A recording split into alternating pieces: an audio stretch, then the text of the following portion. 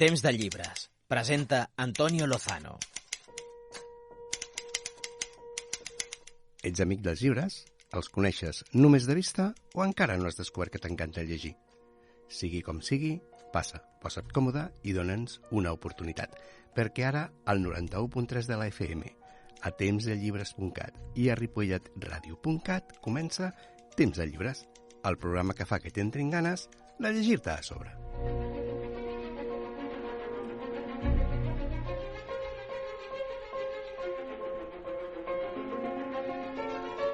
Avui et porto un programa molt i molt especial, un programa de celebració perquè el Temps de llibres està d'aniversari. Fem anys.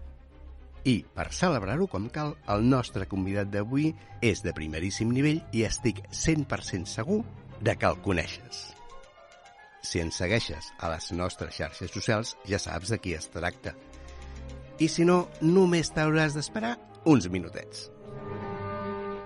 Però que no és l'única celebració del programa d'avui, perquè celebrem la 10ª entrega del tub d'assaig.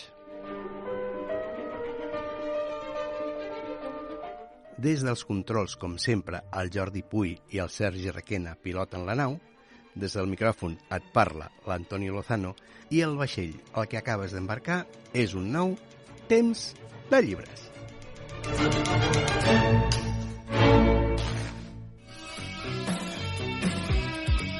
A Temps de llibres, tub d'assaig.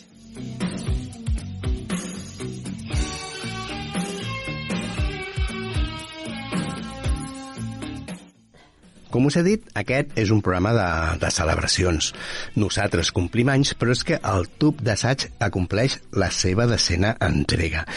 I caram, vulguis que no, tot això, doncs, entre la Gemma i jo, a part que ens coneixíem d'abans, doncs, crea un lligam i una certa amistat. I no sé per què diria que el tub d'assaig d'avui està lligat amb això.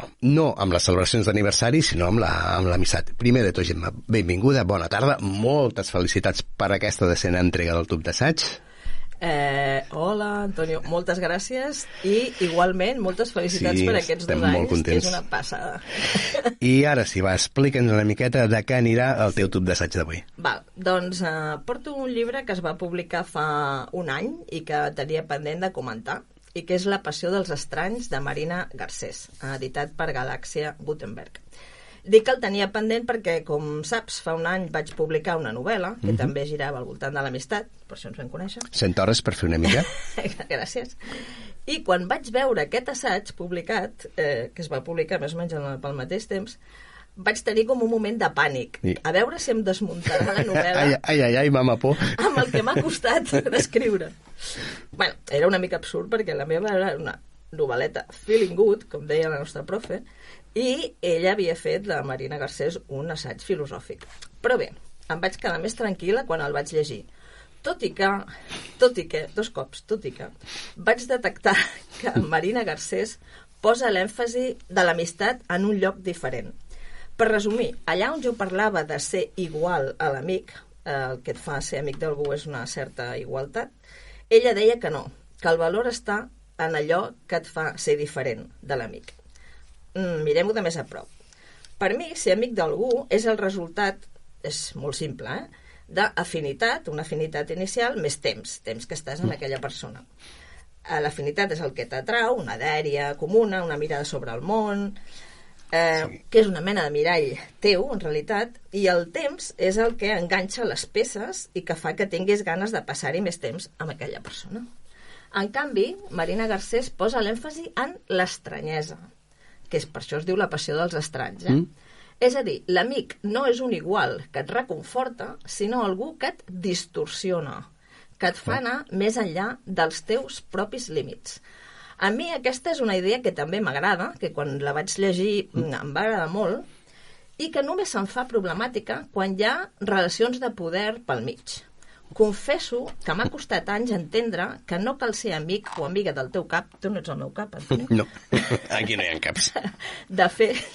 I que de fet millor no ser-ne, perquè crec que no seria veritat. Sí que coincideixo amb ella, amb la filòsofa, que hi ha una part de misteri en l'amistat i que s'escapa a les fórmules i que això sempre és una bona notícia al moment d'algoritmes, no?, que estem. També m'agrada quan diu que ningú ho sap tot de si mateix i que l'amistat és l'art d'explicar-nos la vida. I que ser amics és riure junts, jo també deia a la novel·la, que riure és la distància més curta entre dues persones, així que no estem tan lluny. I trobo molt bonica la idea seva que l'amistat és deixar-nos ser sense deixar-nos caure. És molt bonica aquesta idea, sí. Em ressona també quan diu que el consens sobre l'amistat en abstracte contrasta amb les experiències que podem viure al llarg de la vida. O sigui, hi ha conflictes, hi ha foscors, no només hi ha foscors en l'amor romàntic, no? També en l'amistat també pots patir. Per acabar, coincidim en el valor del temps. A La passió dels estranys, ella ho diu així: el temps és la matèria primera de l'amistat. I jo afegeixo que sí, temps per connectar, per desconnectar, per explicar-nos, per ser, temps, en definitiva, per passar el temps, que és el més valuós que tenim. Sí. I ja està, fins aquí. Què volia dir? Doncs Déu-n'hi-do el tema de l'amistat. Sí. Jo et proposo una cosa, Gemma, amiga meva. Per què no et quedes, ens acompanyes durant tot el programa, que a més el convidat d'avui tant cantarà i el coneixes segur, i després, escolta'm, ens n'anem tu i jo a celebrar els nostres aniversaris. Genial. I aquí al programa t'arribem d'aquí 2 setmanes. Moltes gràcies, Gemma. Moltes gràcies.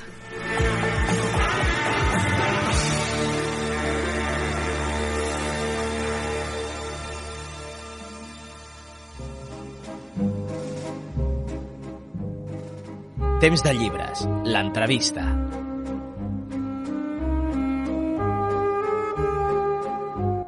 Avui a l'entrevista tenim un convidat que és que no necessita presentació, perquè és que estic segur que el coneixes de sobres. És molt fàcil que només que l'escoltis dir bona nit siguis capaç d'identificar-lo. Fem la prova.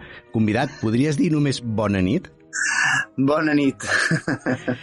M'imagino que ja ho saps, però per si de cas, et dono unes dates. És molt probable que l'hagis tingut més d'un vespre i més de 2 al menjador de casa mentre sopaves o mentre paraves taula. També et podria dir que es tracta d'un gran escriptor que ha guanyat premis tan prestigiosos com el Premi Josep Pla de Narrativa o el Premi Joan Fuster d'Assaig, que és una de les veus i un dels homes més reconeguts i reconeixibles del panorama periodístic al nostre país, especialment als informatius, o com molt bé l'ha definit un company de cadena, un company de TV3, el puto amo dels telenotícies. Perquè tenim amb nosaltres ni més ni menys que el Toni Cruanyes. Toni, bona tarda.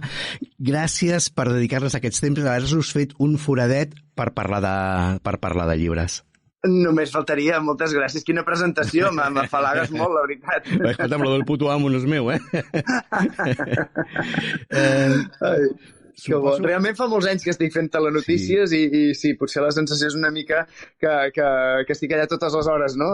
Amb totes les crisis, amb totes les coses que passen, siguin polítiques, internacionals, de rodalies, i aquí estem, sí. Pues de totes maneres, avui el Toni no l'hem convidat perquè ens parli de la situació política del món, ni perquè ens vaticini si s'està a punt de liar parda o no, que ja prou feina té amb el telenotícies. Nosaltres l'hem convidat per parlar de llibres. Home, no et dic jo que una miqueta de safreig rotllo tele, també alguna pregunteta caigui, no? Però bàsicament el que parlarem és de La dona del segle, que és la seva darrera publicació, el seu darrer llibre. Normalment, arribats a aquest punt, jo pregunto, doncs, ostres, quin és el retorn que estàs tenint del llibre, quina acceptació ha tingut.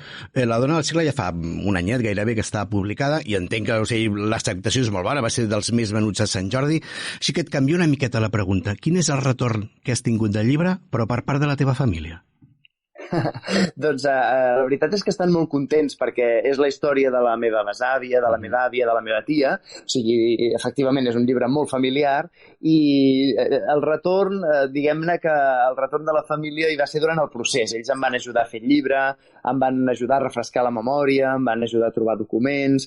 També ens ho vam passar molt bé fent-ho. Va ser un projecte familiar. Les meves ties, especialment la tia que surt en el llibre, la Victòria, una de les protagonistes, que ha estat una gran impulsora de la recuperació de les dones de la meva família. Li ha agradat molt poder-ne formar part i això ens ha servit a nivell familiar com una mica de recordatori, de redescobriment de part de les nostres arrels, de mirar-les des d'una perspectiva moderna, en aquest cas en diríem ara perspectiva de gènere, i finalment també doncs, hem plorat una mica també fent el llibre, és a dir, que ha estat una feina compartida de memòria molt, molt bonica. Ara parlarem amb més detall, però primer, com sempre, fem 4 pincelladetes biogràfiques per conèixer una miqueta millor el nostre convidat. El Toni Cruanyes neix a Canet de Mar el mateix any que el Manuel de Pedrolo publicava el mític mecanoscrit del Segon Origen, o que Stephen King publicava també una altra obra mítica que va ser Carrie, la seva primera novel·la. A tu el tema aquest del terror te va, Toni? Llegeixo coses una mica de terror, però no, terror així, no. I el Toni Cruanyes nen era poruc. Quins records guardes dels teus primers anys, Toni? I mira, la meva mare diu que, i és veritat, perquè alguna memòria en tinc, que em feia molta por quan sortia a la tele un pallasso, que era el Charlie Rivel, que anava molt pintat, sí, i gairebé no parlava, i era un gran pallasso realment, però a mi em feia molta por, i sempre que diu que quan el veia a la tele me n'anava corrents a les seves cames allò, intentar trobar un aixopluc, i sí, jo això de les... no soc gens del gènere de por, però t'haig de dir també que hi ha, per exemple, alguns escriptors, com Eva Baltasar, que escriu coses que són bastant terrorífiques dintre de tot, o Hang Tang, que és la Premi Nobel de l'any passat, que l'he descobert fa poc, i que també escriu coses que són molt angoixants, i trobo que també té és a dir, que em diu alguna cosa, aquest tipus de literatura. Escolta'm, el Toni Cruanyes nen, què somiava amb ser de gran? Periodista? Sí, periodista, clarament. El que passa és que jo pensava que faria periodisme de premsa escrita, de diaris. Llegia molt els diaris quan arribava a casa, el diari, o els diaris, perquè el meu avi també tenia el seu, i llavors jo l'agafava abans que ningú, vull dir que m'agradava de seguida ja llegir, tafanejar, llegir cròniques de l'estranger, m'agradava molt les cròniques dels corresponsals, la informació política, i jo pensava que treballaria en un diari. El que passa és que a partir de la facultat les coses van canviar, i vaig tirar cap a l'audiovisual, i he fet coses en premsa escrita, però sobretot la meva carrera professional més coneguda i la que em dona de menjar és l'audiovisual i la televisió. De fet, això et vas llicenciar en periodisme, vas fer també ciències polítiques. El Toni Cruanyes, periodista, ja el coneixem. Estem per conèixer el molt honorable president de la Generalitat, Toni Cruanyes? No ho crec. No ho crec. Jo, com a molt, el que us puc explicar són coses de llibres i l'actualitat i com funciona la televisió. A veure, que és un món, també t'haig de dir, que t'haig d'explicar tu que no intueixis també, no vegis per on van les coses. El món de l'audiovisual està canviant molt, sí, i aquí sí que crec que és on ens haurem de posar el focus els periodistes en els propers anys, en no perdre credibilitat, en mantenir el contacte amb la gent, més enllà de tot el que són xarxes socials i influencers i manipulació, d'alguna manera també, i jo crec que aquest és un espai que haurem de defensar. Per tant, tota la meva força de militància també, política a favor d'un periodisme lliure, el posaré al servei d'aquesta feina, de treballar per fer bé la informació. Com bé deies abans, dintre del periodisme, sobretot audiovisual, però és que has fet moltes coses. Has estat corresponsal a Londres i a París, has fet d'enviat especial a molts llocs, has estat director del diari Avui, has estat cap d'Internacional. Crec que només te falta retransmetre partits del Barça. Però és que a més, de fet, o sigui, que he flipat molt i he llegit que vas començar a la BBC. Sí, a veure, vaig marxar a la BBC a Londres de becari per estar-hi 6 mesos i vaig acabar-hi treballant 5 anys. Sí, ja sembla una altra vida, perquè això fa 20 i pico d'anys ja. Wow. Però sí, vaig començar amb una ràdio que en aquell moment era molt més antiquada que el que deu ser ara a Ràdio Ripollet, perquè encara fèiem servir, no sé si ho havies arribat a veure tu, cintes amb Revox, que eren cintes físiques, i per tant, per exemple, per fer els talls de veu els tallàvem amb una gilet i els enganxàvem amb una mena de celo, i imagina't, i ara fem els àudios així com amb notes de veu, com si res, oi? I com acaba un tio que està corrent a la BBC presentant telenotícies? Va, a veure, jo vaig estar treballant a Londres una mica, també t'ho diré, jo perquè no trobava feina aquí, Vaig marxar amb una beca, perquè era una de les moltes coses que vaig intentar, perquè des que vaig acabar la carrera vaig estar fent coses de periodisme, però totes aquestes que ja saps com va això, sense cobrar, vas acumulant feina però no surten els números de cap manera, no hi ha cap estabilitat, i em va sortir aquesta opció que ja et dic que era per uns mesos i que al final es va convertir en una feina fixa perquè em vaig presentar a uns exàmens allà i em van donar la feina. Però en paral·lel mantenia l'antena posada aquí també, a Catalunya, i em vaig presentar les oposicions que es van fer a TV3, va ser l'any 2001, i em vaig treure les oposicions, però vaig quedar número 20 i alguna cosa, i bueno, vam fer un càlcul que encara trigaria potser 2-3 anys a ocupar la plaça. Dic això d'ocupar la plaça, que és molt funcionarial, sí, però realment és com funciona, i en aquest període vaig començar llavors ja a fer de freelance per TV3 des de Londres, que en aquell moment no hi havia corresponsal. I va ser una època molt divertida i vaig treballar molt, però ens ho vam passar molt bé també. I per tant, quan vaig tornar ja a Catalunya, de seguida em van posar a presentar el 324, llavors vaig passar per l'Internacional. Va anar una miqueta així, per això. T'haig de dir que a mi Londres m'agrada molt, sí, però també vaig pensar que era una època que volia un dia acabar. És a dir, que tenia ganes d'un dia tornar a Catalunya i, si pogués ser, treballar a la meva ciutat, no? A Barcelona. I el teu primer Telenotícies Vespre crec que és el 2014 i és ni més ni menys que per substituir el Ramon Pellicer, que és una miqueta fer de la Yamal substituint el Messi. El recordes? Home, tenia molts nervis, estava molt, molt nerviós. I a més el repte era molt gran, perquè, com dius tu, era substituir el Ramon Pellicer, el Telenotícies Vespre. Jo, de fet, no era molt conscient del que venia a fer, perquè quan em van trucar un dia a París, que estava jo treballant, i em va trucar el director d'informatius i em va dir: tens per aquí una cadira a Ceuta, perquè t'haig de fer una proposta. Literalment vaig quedar molt, molt, molt sorprès, perquè em pensava que alguna cosa que sí que hi hauria la possibilitat de fer amb algun Telenotícies o amb algun programa informatiu, però el Telenotícies Vespre és un programa molt important per la cadena, és un programa estratègic. Si no funciona bé el Telenotícies, no funciona bé el prime time. Exacte. Per tant, sempre hi ha molta pressió per veure com funciona, i a més en aquell moment, bé com ara, però ara estem molt més segurs, però en aquell moment hi havia incertesa de si ens en sortiríem. De fet, els 2 primers anys van ser molt durs. Escolta'm, i amb tots aquests anys, quina és la notícia que més alegria t'ha donat el donar-la al públic? Home, n'hi ha diverses, però, per exemple, mira, l'altre dia l'Oriol Cardona, que va guanyar una medalla d'or als Jocs Olímpics d'hivern, clar, per mi això és fantàstic, no? Quan, no sé, per dir-ho d'alguna manera, no? Quan a Carla Simón li donen l'Os d'Or a Berlín per al Carràs, doncs també és una gran notícia, no? Que ens omple d'orgull com a país, i que a més és amb gent jove, amb uns valors, no? Que transmeten molt, molt bonics. Aquest tipus d'informació, i ja no et dic que quan estem parlant d'avenços científics que poden millorar la vida de la gent. Són realment les notícies que em donen més satisfacció d'explicar. Ara, t'haig de dir que també gaudeixo molt amb les notícies de guerra internacional, per exemple, amb els conflictes internacionals, o amb les eleccions, també. Les eleccions aquí, les nits electorals, per mi és un dels moments més trepidants i que més gaudeixo, no? I més satisfacció em dona una nit electoral. I centrant-nos ja una miqueta en tema escriptura, Chantel, a banda, com és el teu procés creatiu? Tens un horari per escriure? Necessites música, silenci? Tens un lloc preferit? Ho fas de matí i al vespre? La veritat és que faig una mica com puc. Quan estic escrivint un llibre m'intento imposar uns horaris, però clar, hi ha períodes en què no, i llavors sembla impossible.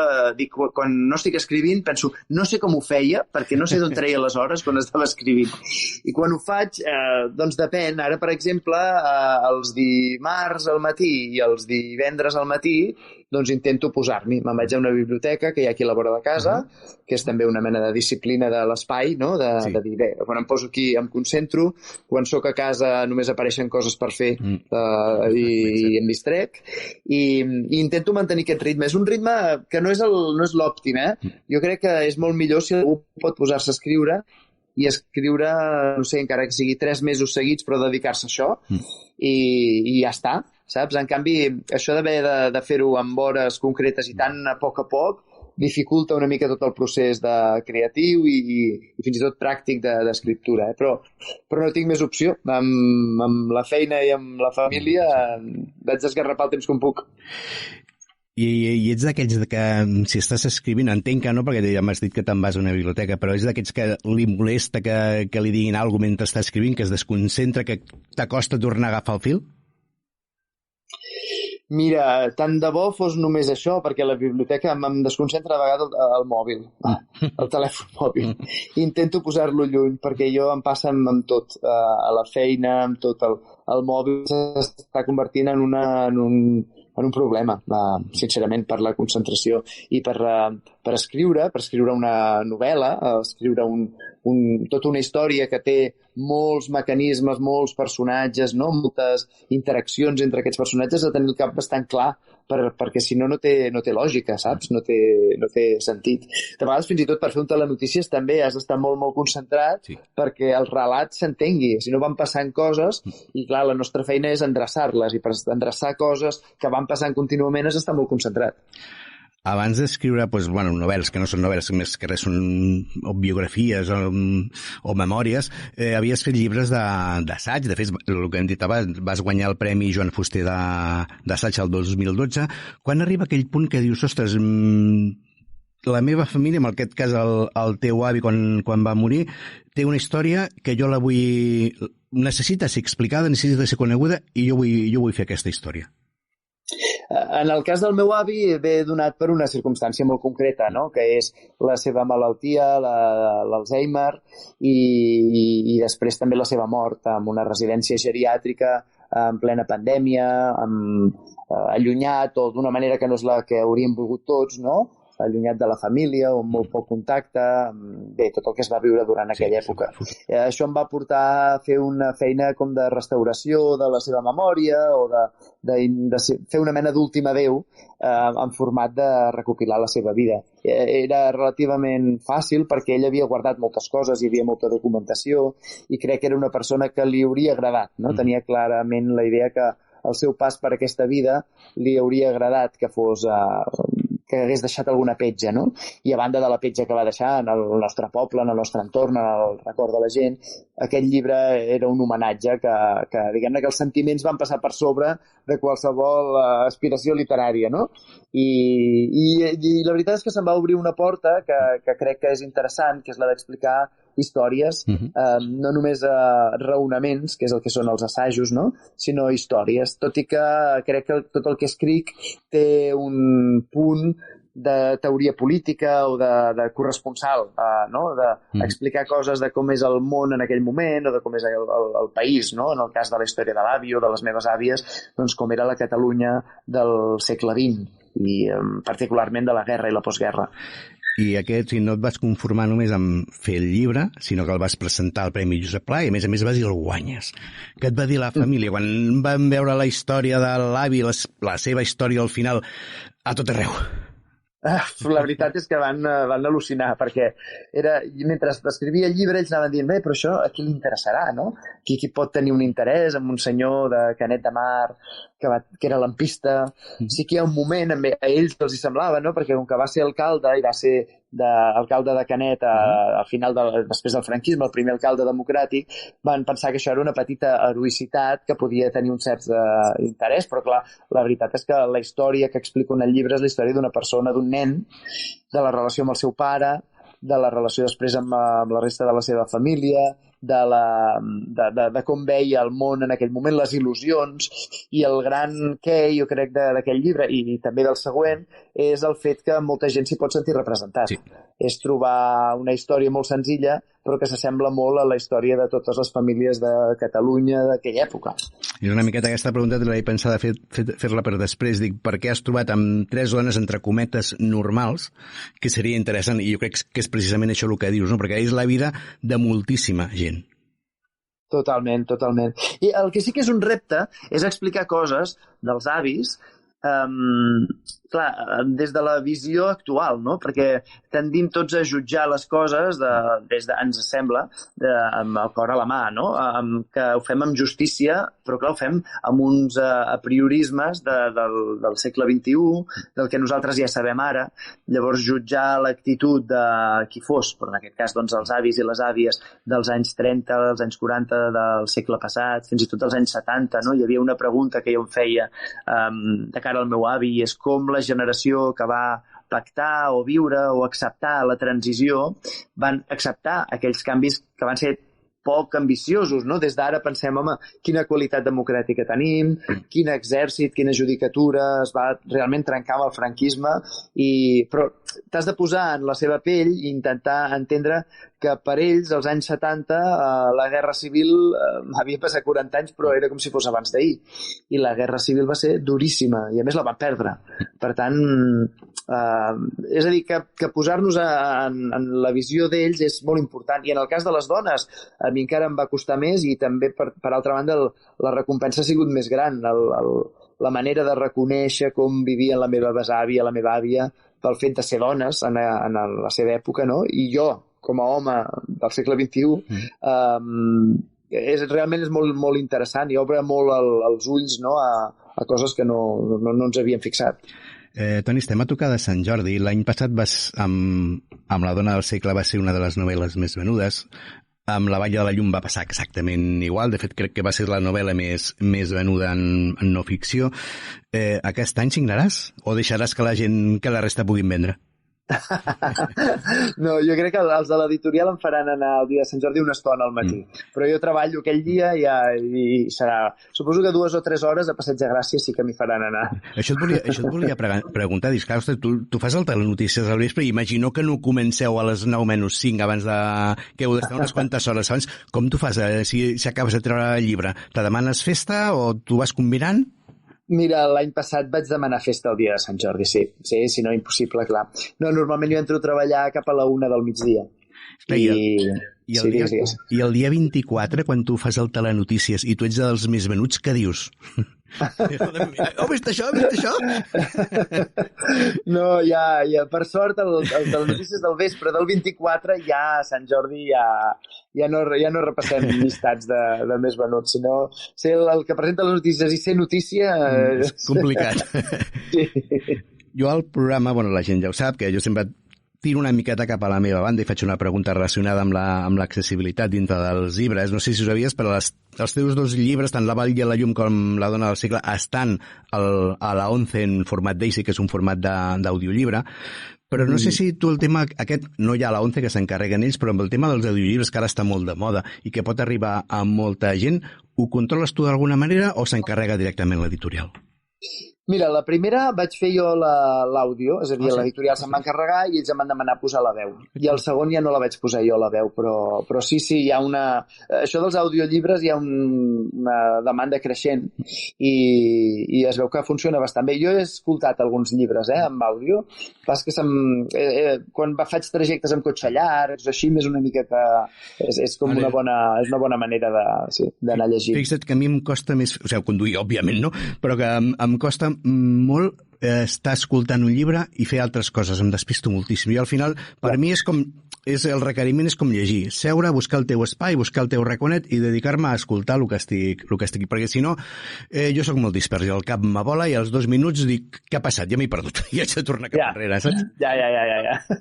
Pues això que sàpigues, que la dona del segle, de fet jo me l'he llegida per un lector, a més és molt bona, i centrem-nos ja amb això, amb La dona del segle, que està publicada el 2025, ja fa un anyet, la vau publicar Columna, i, de fet, La dona del segle és la teva besàvia, la Maria Becana, que l'anomena La dona del segle perquè va néixer el 1900. De fet, recordo un fragment de la novel·la que diu jo tinc els mateixos anys que el segle, no?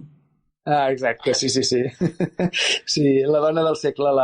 Li deien, a més, perquè ella li deien quan era joveneta, perquè el canvi de segle suposo que era recent i era una manera de dir que era una noia moderna, desacomplexada, no? Sobretot als anys 20, quan ella devia tenir això, doncs 20 anys, i deien això, és la dona del segle perquè era, a diferència de la seva germana més gran i no diguem de la seva mare, era una noia espavilada i que tirava pel dret. Sí. Creus que l'has arribat a conèixer fent el llibre? llibre? Jo crec que Déu-n'hi-do, però no ho sé, és la gran incògnita, no? La vida de la gent guarda també molts secrets, i sí que volia fer un record de les àvies, però no des del punt de vista només del net, que se'n recorda d'aquelles coses boniques, tendres, del carinyo de les àvies, no? No només volia recordar, que també, les cançons de bressol que em cantava la meva àvia, o les croquetes que feia la meva besàvia, que eren boníssimes, o l'olor de quan em quedava a dormir a casa la meva àvia, l'olor dels llençols, que era com especial, no? Totes aquestes coses són nostàlgiques i efectivament, qui es pot resistir a no voler recordar aquestes coses, oi? Però si volia descobrir realment com eren com a dones, havia d'abstreure'm d'això i buscar el seu moment, la circumstància, la situació política, la situació familiar. I aquí m'és una mica difícil. La meva tia, que és viva, que té ara 71 anys, que m'ha ajudat a fer-ho i que és una de les 3 protagonistes del llibre, fins i tot ella, hi ha trossos del llibre en què l'he posat escrivint en primera persona d'ella per veure des de dins com ella ho vivia, no? I a partir d'aquí hem fet algunes... és a dir, les dades que surten en el llibre són de veritat, però hi ha algunes converses, algunes suposicions que hem hagut de fer per poder realment aclarir com devia sentir-se la meva àvia i la meva besàvia en moments molt claus de la seva vida. Tot i que, a més, el llibre especialment se centra en la joventut de les 3 protagonistes, que és una manera també de no repetir, perquè com que són 3 protagonistes que conviuen en el temps i en la mateixa zona, Canet, són veïns, després viuen tots a la mateixa casa en un moment determinat, la joventut de cadascuna d'elles, amb les altres fent de secundàries en els relats de la protagonista del moment, fan que ens hagin de centrar en moments molt determinats. De fet, el llibre comença en un dia, que és un dia important en la vida de la Maria, també un dia important a la vida de la Teresa, un dia important a la vida de la Victòria, i com prenen decisions diferents cadascuna d'elles en la seva circumstància. Has dit això, que el llibre és la dona del segle, que sí que la dona del segle és la Maria, però estan la teva àvia, que és la Teresa, i estan, com has dit, la teva tia, que és la Victòria. Són 3 dones, són 3 mirades diferents, són també 3 moments diferents de la història, no? Sí, totalment. Jo crec que representen, per simplificar-ho, no? La Maria representa la dona emprenedora, amb orígens a l'Aragó, que viu a Barcelona, que acaba enamorant-se i se'n va a viure a la Vall de la Llum, a Canet de Mar, i que pren les seves decisions, a més, fins i tot respecte al seu marit, és una dona amb totes les cometes que posaríem ara, però una dona empoderada. I després la següent protagonista, que és la meva àvia, no és la seva filla, sinó que és la seva nora, la jove, a la casa amb el seu fill, i és una dona que per tradició familiar està molt arrelada al poble, és pagès, té dintre d'ella una sèrie d'elements de la història familiar, no?, que podríem interpretar com que té uns deutes amb el passat, o se sent que ha de complir el que s'espera d'ella, cosa que no li passava a la seva sogra, i per tant també és una dona abnegada, que més amb la circumstància de la victòria dels nacionals durant la Guerra Civil, i per tant el nacionalcatolicisme de la seva joventut, doncs fa seus tots els valors de l'Església Catòlica, del comportament acotat per les dones, i clar, després la tercera protagonista és una reacció a això, no? La seva filla reacciona com moltes de la seva generació, potser en el seu cas d'una manera molt especial, molt clara, i reacciona contra les imposicions de la seva pròpia mare, de la societat, i vol marxar, vol viure al món als anys 60 i 70 i descobrir aquest trencament amb el franquisme i amb les velles estructures dels aires que arriben dels concerts de mítics dels Estats Units i del Regne Unit, i que en el seu cas doncs, es personifiquen en el Canet Rock, en les 6 hores de Canet i el Canet Rock. I t'ha costat molt prendre i distància, separar les dones de la família?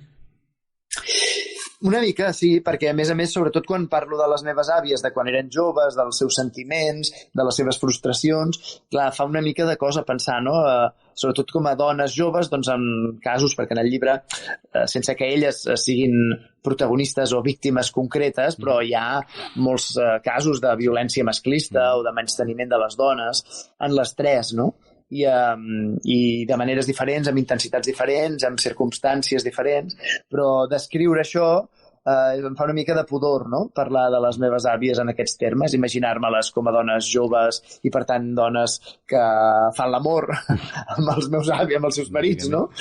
I la circumstància de el que és propi de la joventut, amb uns avis sembla una mica que trenques. T'haig de dir que he buscat les meves fórmules per fer-ho, i entre altres, doncs, amb el meu avi ja ho vaig fer també, i amb elles també he intentat buscar la manera de trobar la distància, no? El buscar-ho com a tercera persona i intentar allunyar-me'n una mica per poder-ho fer millor. Tot i això, em consta que fer La dona del segle no ha estat per a tu soplar y hacer botellas, que deia la Trinca, com que les mentes tu també al llibre, que ho has patit i fins i tot has arribat a dubtar que fossis capaç de fer-ho. Menys mal que t'han aconsellat bé, no? Sí, realment.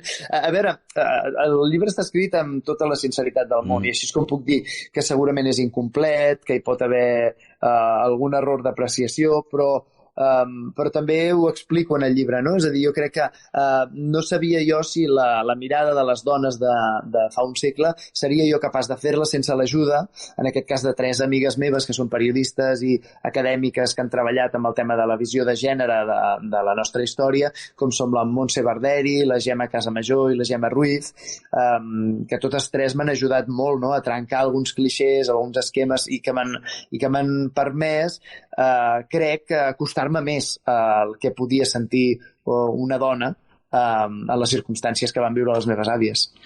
I quan furgues amb la història d'una família, entenc que trobes moltes coses. Has trobat alguna cosa que t'hauria agradat no trobar? No, jo soc periodista, en el fons. A mi m'agrada saber les coses com són.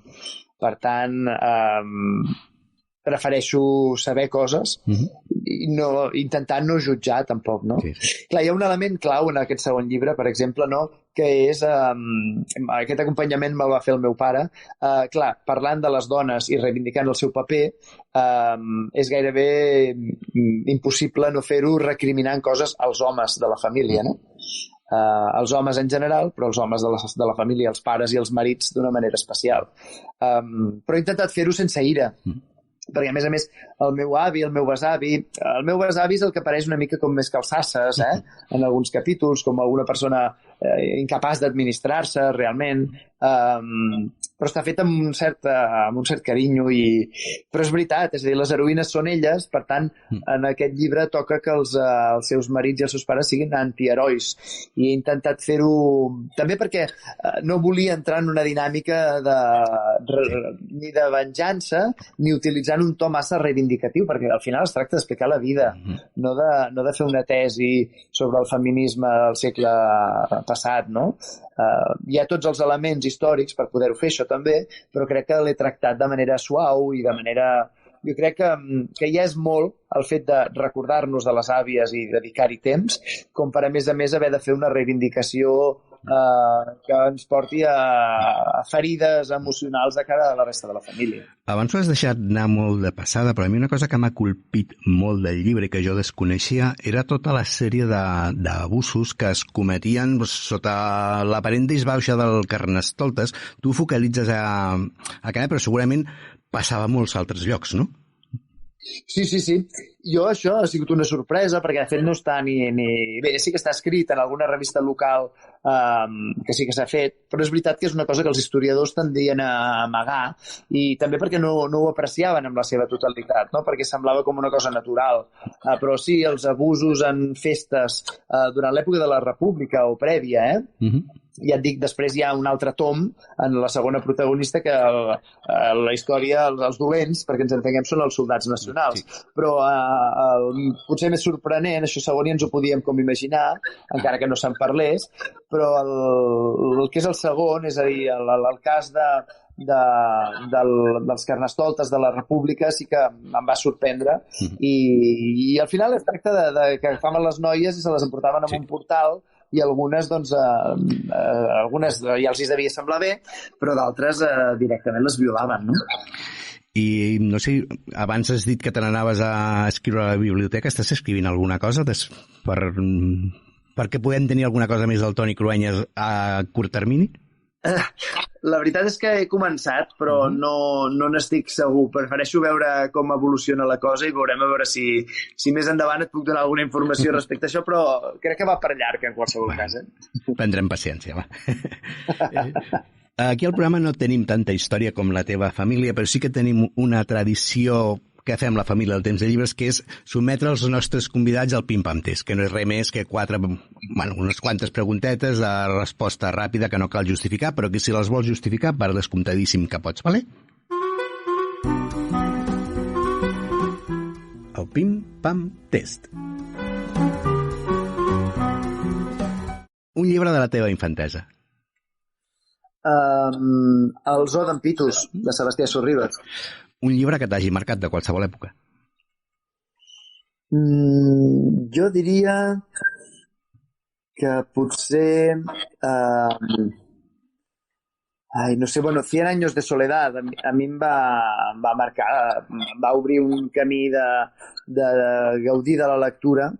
Mira, n'hi ha un altre, 1984, de George Orwell. Boníssim. Perquè me'l va regalar una professora d'institut en un moment determinat i va ser crec que la confirmació que necessitava per saber que volia ser periodista. Doncs mira, aquest llibre et diré que és el primer que jo vaig llegir quan vaig perdre la vista. A més, va agafar amb la pandèmia, la 11 no em podia ajudar, i aleshores el vaig trobar a YouTube, i me'l vaig escoltar de YouTube.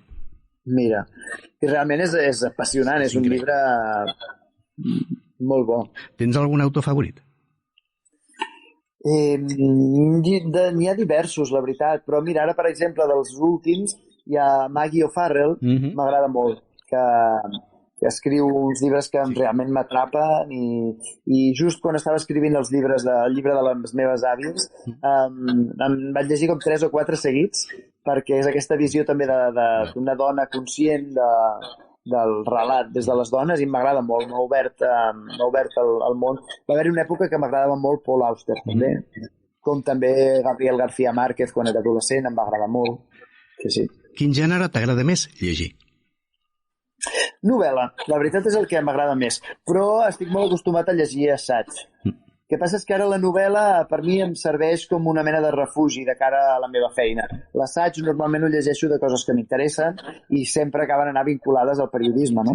Però en canvi una bona novel·la em serveix com un escut, no? Per tenir la meva estona i dedicar-me a una cosa que sé que faig només per gaudir, no pensant en que després ho aprofitaré per la feina. Quants llibres tens ara mateix a la tauleta de nit? Jo diria que n'estic llegint 3, més o menys, així en paral·lel. Si un llibre no t'agrada, l'acabes o el deixes? Mira, tinc la norma que dic de les 40 pàgines. M'obligo a arribar fins a la pàgina 40, però si a la pàgina 40 no m'agrada, no li dono més oportunitat. A no ser que hi hagi algú que me l'hagi recomanat molt, que m'enfiï i que per tant li doni més marge de confiança. Però, de debò, no, hi ha molts llibres, la vida és curta, no tenim cap obligació d'acabar els llibres. Si has vist la pel·lícula, llegeixes el llibre? Sí. De fet, en alguns casos pot arribar a anar així, no? És a dir, que sí que una pel·lícula m'ha fet després llegir el llibre. Per exemple, mira, una va ser que ara últimament la vaig tornar a veure, feia temps que no l'havia vist, Les Hores. És una pel·lícula, entre altres, sobre Virginia Woolf. Vaig veure la pel·lícula, que és boníssima, i de seguida em vaig llegir el llibre perquè em va encantar. I al revés, si has llegit el llibre, et mires la pel·li? Sí, l'última, Hamnet. Vaig llegir el llibre que em va encantar i la pel·lícula també és boníssima. Te l'anava a dir quan has mencionat i que acaben de treure la pel·li fa poquet. Sí. Per parlar del teu llibre, un club de lectura o una presentació? Home, un club de lectura és molt més desafiant per mi, perquè la gent ja se l'ha llegit i em fa comentaris i la veritat és que també és molt més agradable des d'aquest punt de vista. Però t'haig de dir que a les presentacions de llibres em trobo amb situacions molt boniques que també són boniques de viure, de gent que té ganes de venir-te a escoltar, gent que et fa comentaris sobre el llibre anterior o sobre com s'han sentit interpel·lats pel que és escrit, perquè això que et dèiem abans, no? Els meus llibres parlen molt de les nostres famílies i tothom té una família i tothom té un avi o un pare i ha tingut sentiments semblants. Has fingit mai haver-te llegit un llibre per fer-te-lo interessant o per quedar bé? Home, segur que sí. Segurament que sí. Però intento no fer-ho. Crec que ho feia més jovenet i ara ja no em cal, potser. No hi ha necessitat, no? No. Escolta'm, si un periodista te fa una mala crítica i després te'l trobes, el saludes, els fas el longui, poses el peu a veure si cau de lloros? Intento ser amable, especialment, perquè penso que li sàpiga més greu, no? Però no trec el tema. Clar. Trec el tema. Si només poguessis salvar un llibre de la teva biblioteca, quin agafaries?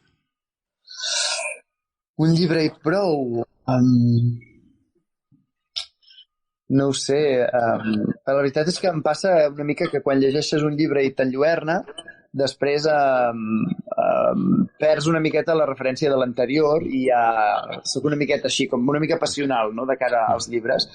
No ho sé, mira, ara estic llegint, per exemple, són 4 llibres de l'Ali Smith, que són tardor, hivern, primavera i estiu, que havia llegit ja tardor i ara estic llegint hivern, vaig llegir tardor fa uns anys, i la veritat és que m'impressiona molt com escriu aquesta senyora. Per tant, potser aquests 4 llibres ara mateix serien els que em quedarien. Tens mal rotllo amb algun altre escriptor? Mal rotllo? Sí. No. Ni amb el Xavi Coral, que teniu piques entre els telenotícies si us feu llibres? No, al contrari. Justament, mira, l'altre dia vam estar parlant tots dos de què estem fent sobre llibres, no? Una mica.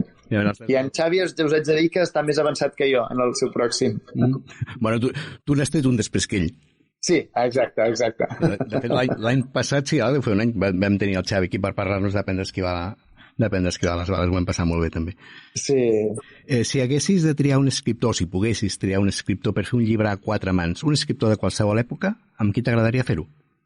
Home, de qualsevol època? Sí. No ho sé, clar.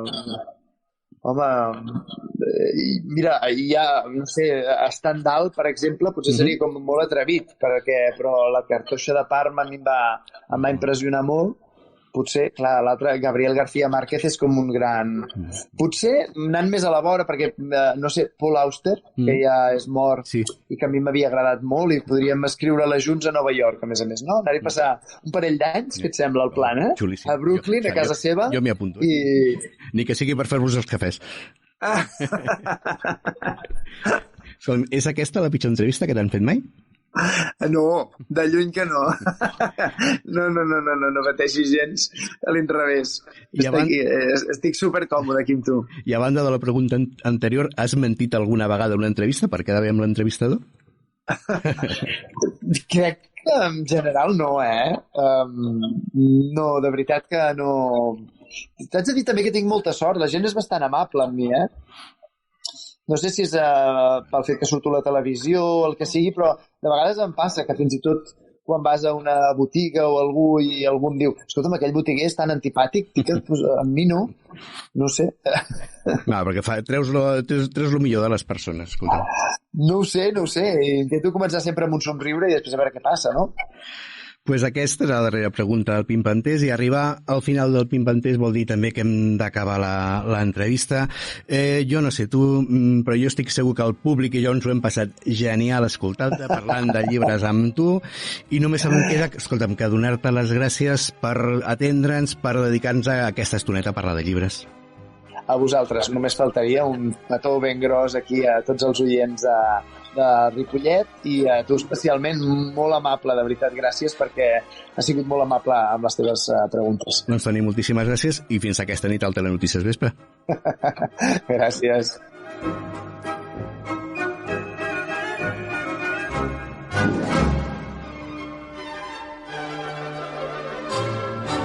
A temps de llibres, temps d'escriure.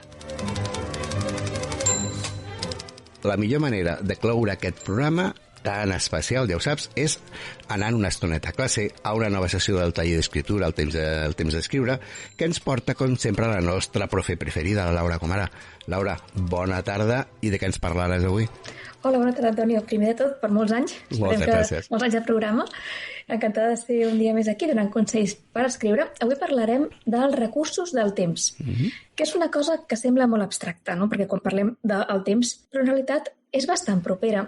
I és que quan escrivim estem plasmant el temps i podem accelerar-lo, fer-lo més ràpid, o alentir-lo, fer-lo més lent. Sempre que sigui necessari, podem fer això. Però, esclar, l'accelerem o l'alentim respecte a què? Quin és el nostre punt de referència?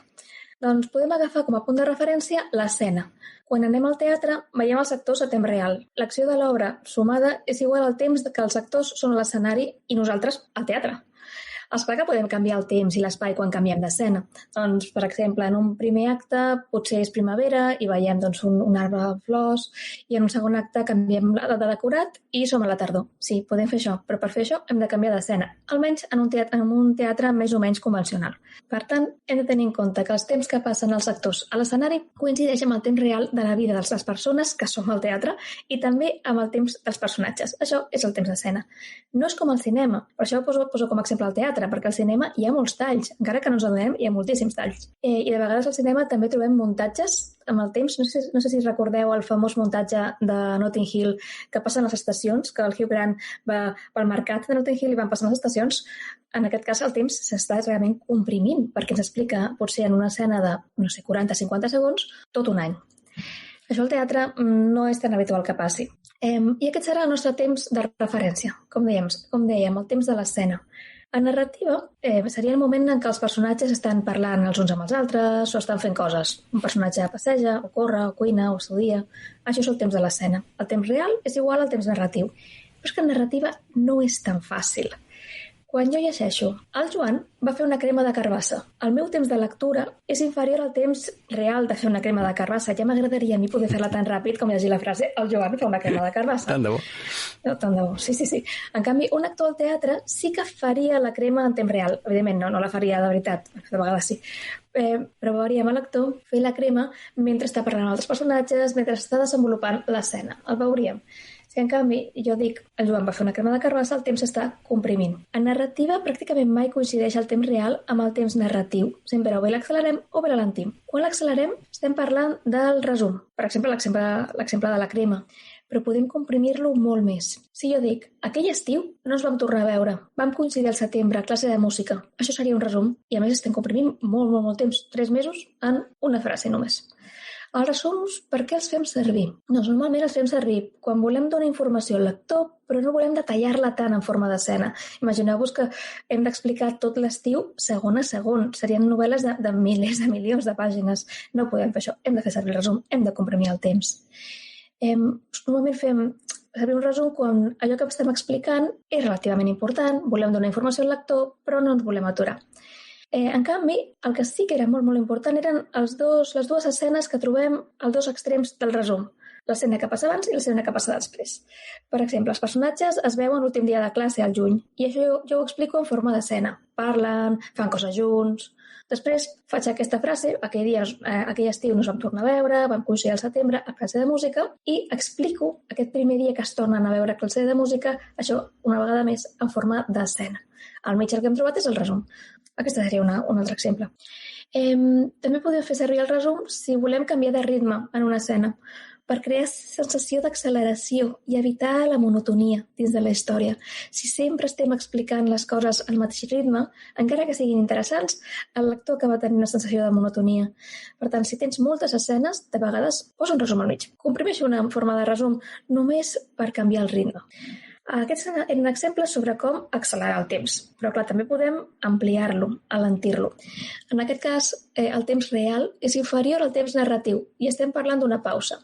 Això passa quan el narrador s'atura enmig d'una escena per fer-nos una descripció. Imagina que els teus personatges entren en un restaurant i tu com a narrador atures la seva conversa per descriure durant mitja pàgina el restaurant. En aquest cas, has aturat el temps. Has posat una pausa, com en una pel·lícula. Has posat la pausa i tens una veu en off al narrador que està explicant-te com és el restaurant. El teu lector trigarà més a llegir el text de la descripció que el temps que trigarien els teus personatges realment a entrar al local. Normalment les pauses es fan servir per descriure personatges, per descriure ambients, per descriure emocions, per introduir reflexions als personatges. Per exemple, en el moment que tens una escena, els personatges tenen una conversa bastant intensa, bastant important, i estàs fent focus en un personatge i vols explicar-nos què pensa, com reacciona emocionalment o com reflexiona sobre allò que li està dient l'altra persona. Això són pauses que estàs introduint enmig de l'escena. També podem posar pauses per introduir records o flashbacks. Bueno, com veieu, el temps en narrativa és bastant plàstic i tenim l'oportunitat de comprimir-lo o d'eixamplar-lo. Si ignorem aquesta oportunitat i ens limitem només a fer escenes teatrals, estem perdent un dels grans avantatges que té l'escriptura de narrativa. Estem limitant-nos massa i no té sentit. Espero que durant aquestes setmanes pugueu practicar els recursos del temps, sobretot com a lectors, que us fixeu bé en un llibre, el llibre que esteu llegint ara, quan el temps s'accelera o bé quan s'alenteix. Fixa't que és una cosa que jo estava pensant, que dius moltes coses quan ho llegeixes o tu mires a la tele, no hi penses amb la importància, però te n'adones quan t'ho fan veure, no? Sí, perquè es nota molt quan comences a escriure. Tens la tendència sempre a fer el mateix, no fer escena, tot el mateix ritme. I dius, per què no funciona? Per què no funciona el meu text? Per què no t'hi has fixat? Ara simplement us podeu fixar en això. Perfecte, Laura, doncs moltíssimes gràcies i t'esperem d'aquí 15 dies.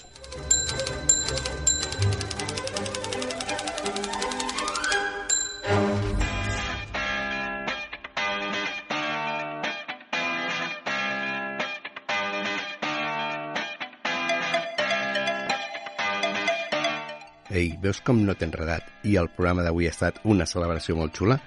T'esperaves que tinguéssim el Toni Cruanyes de convidat? Bé, tu sí que ja ho sabies perquè ens segueixes a Instagram, que som @temps_10/llibres, o a les nostres altres xarxes socials on som @tempsdellibres. Així que ja saps el que has de fer si vols saber, per exemple, quin serà el pròxim convidat al programa del proper divendres.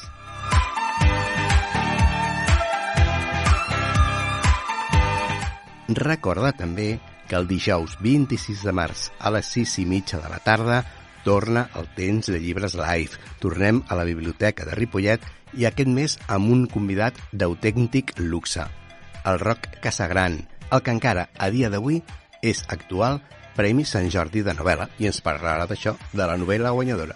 Somiàvem una illa. Recorda, dijous 26, 18:30 hores, Biblioteca de Ripollet, gravació del Temps de Llibres Live.